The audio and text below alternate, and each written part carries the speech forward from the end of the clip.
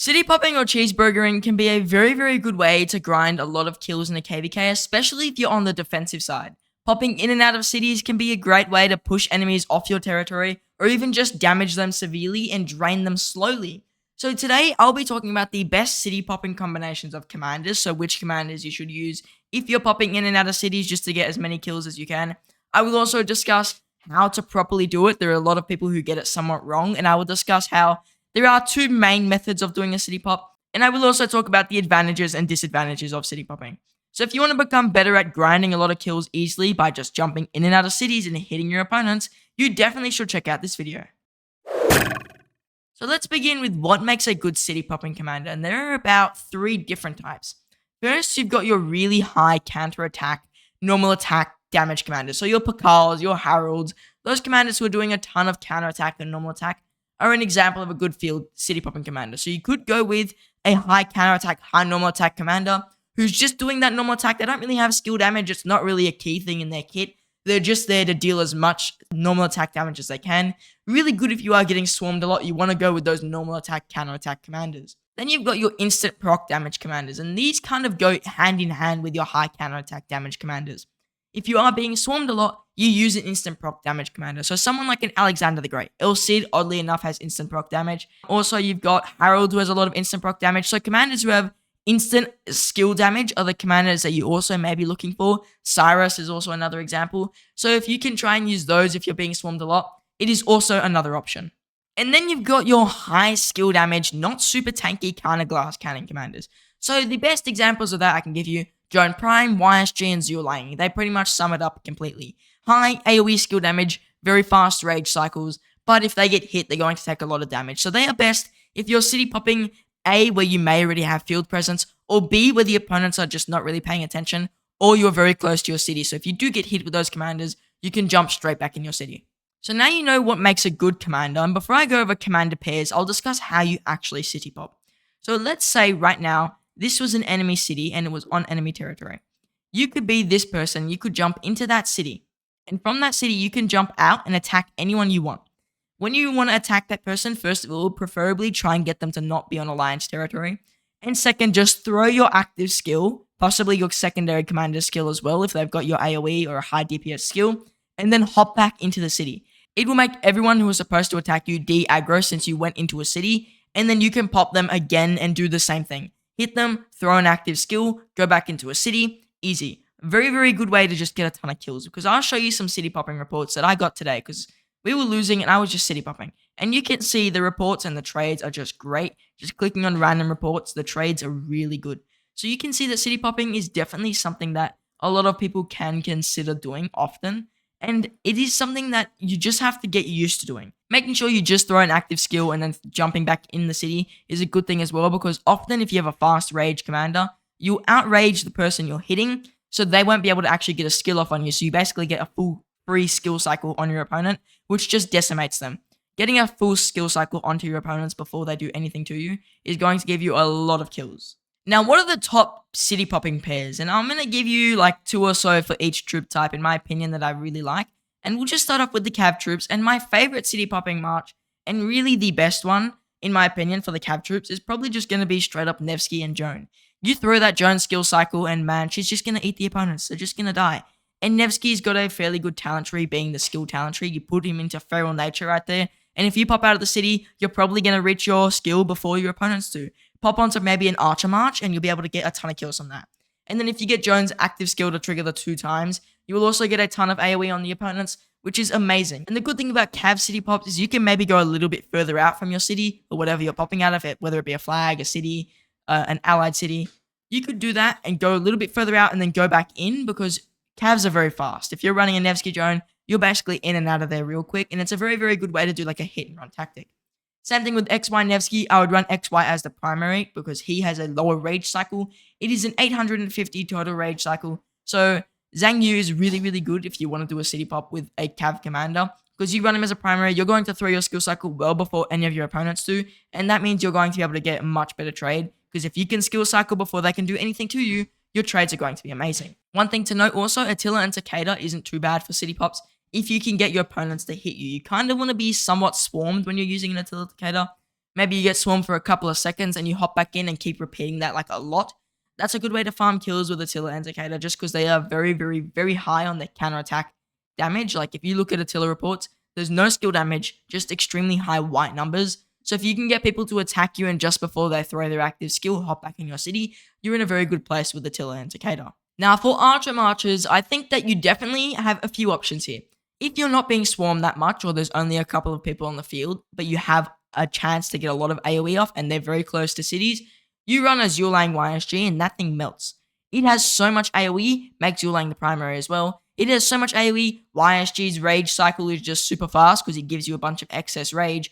And ZHUGE himself is fairly tanky because of his AoE. You're not going to really trade bad. If you've expertise ZHUGE, you're going to get an extra, I think it's about 4,500 damage factor worth of damage from that 4th skill onto your opponents. It's ridiculous the amount of damage a ZHUGE and YSG can do to enemies who maybe aren't paying attention or aren't instantly attacking back. You're going to get an absolutely amazing trade.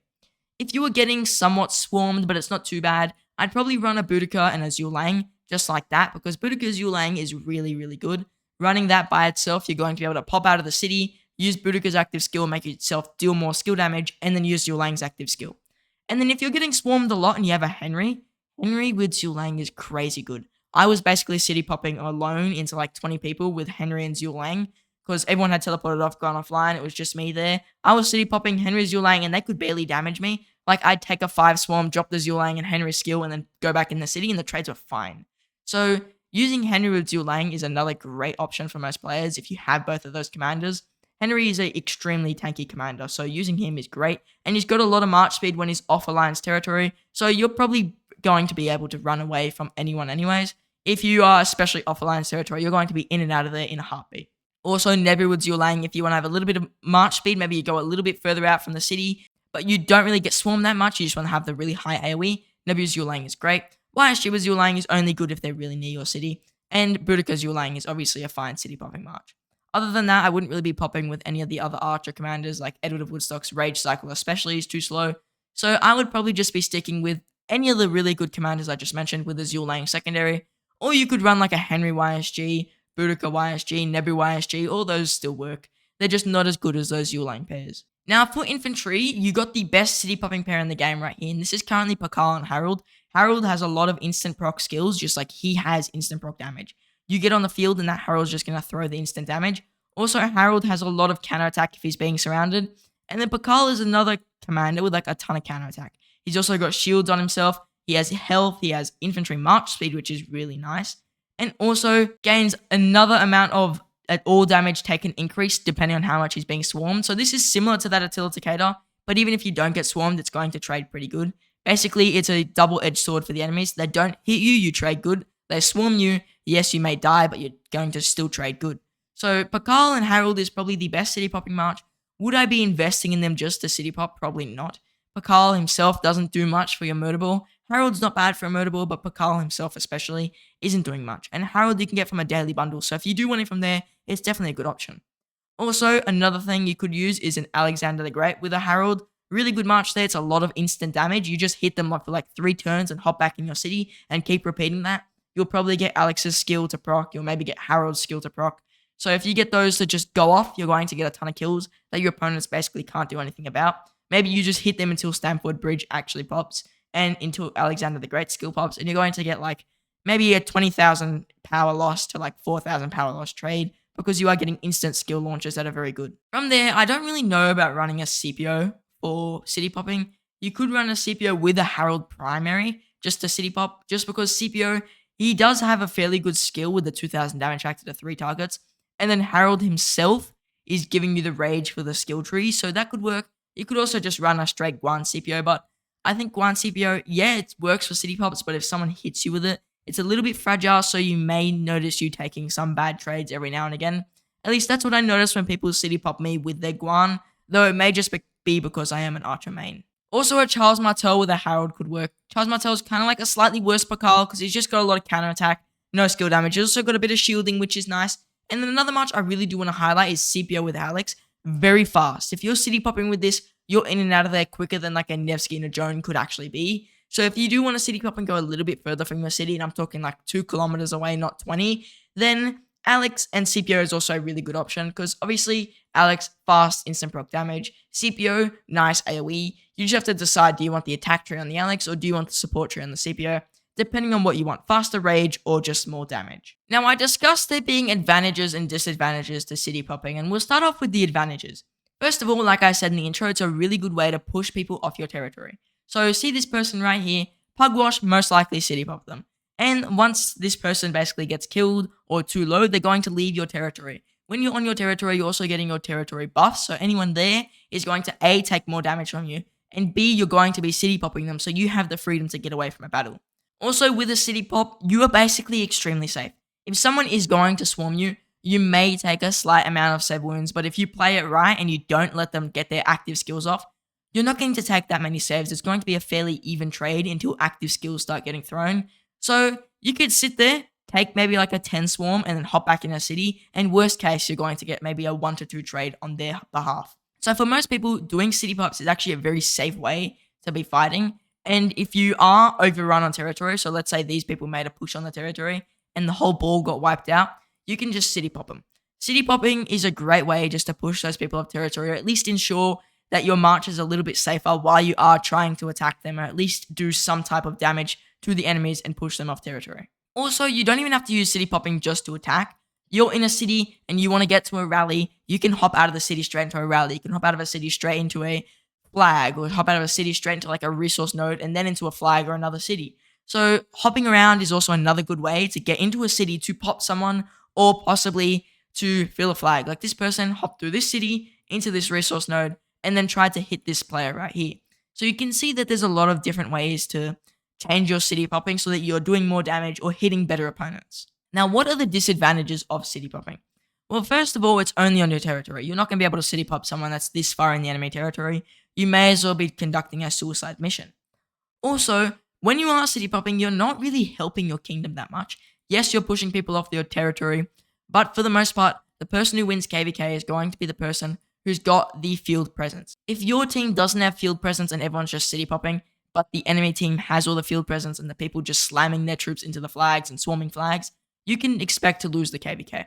So you have to still be able to field fight properly. That's why I say don't invest your account in a way where it's just going to be a city popping account. It's not worth it. It's not going to help you win KVKs. Yes, you might get a ton of kills, but what's it going to do for your kingdom? Almost nothing.